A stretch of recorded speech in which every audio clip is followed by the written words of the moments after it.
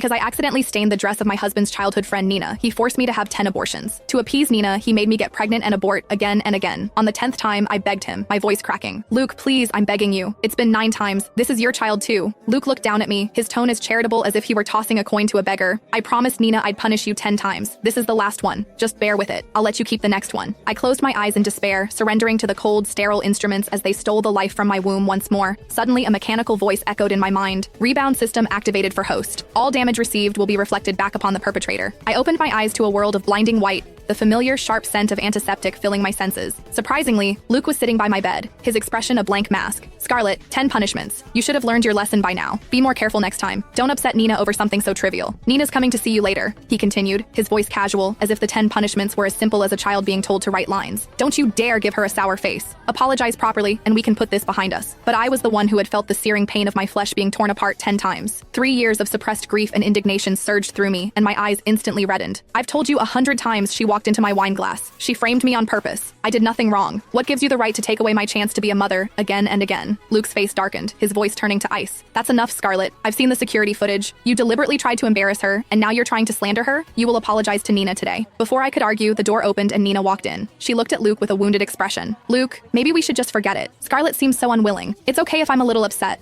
I don't want to cause trouble between you two. Luke's gaze softened as he looked at her, his voice sickeningly sweet. How could I do that? It breaks my heart to see you upset. Don't worry, I'll make sure she apologizes to you today. He turned back to me, his eyes cold. You should learn from Nina. She's so much more understanding. If you don't want another punishment, you'll apologize to her right now. It was always like this, forcing me to apologize to Nina right after an abortion. Even when the security footage had obvious gaps, even when I saw a flicker of doubt in his own eyes, he always chose to believe Nina. When I refused to apologize, he would ignore my fragile state and force himself on me in that very hospital bed. And I, like a fool, believed each time would be the last. I would feel a flicker of joy with each new pregnancy, only to have it crushed into despair. This time I didn't scream or fight like before. I turned my head away, my silence a wall of defiance. I could hear the anger in Luke's breathing. He grabbed my chin, forcing me to look at him. Scarlett, don't test my patience. Apologize to Nina now, or you won't like the consequences. A bitter laugh escaped my lips. And if I don't? His grip tightened, his voice merciless. It seems the punishments haven't been enough. If you insist on being stubborn, I don't mind making you lose the chance to be a mother one more time. My body tensed instinctively. My eyes blazed with fury as I stared him down. Luke Anderson, you wouldn't dare. He smiled, a chilling, predatory grin. Dare? I've dared many times before, and you seem to enjoy it, don't you? His hand moved to the waistband of my hospital pants, pulling them down. A wave of goosebumps erupted over my skin.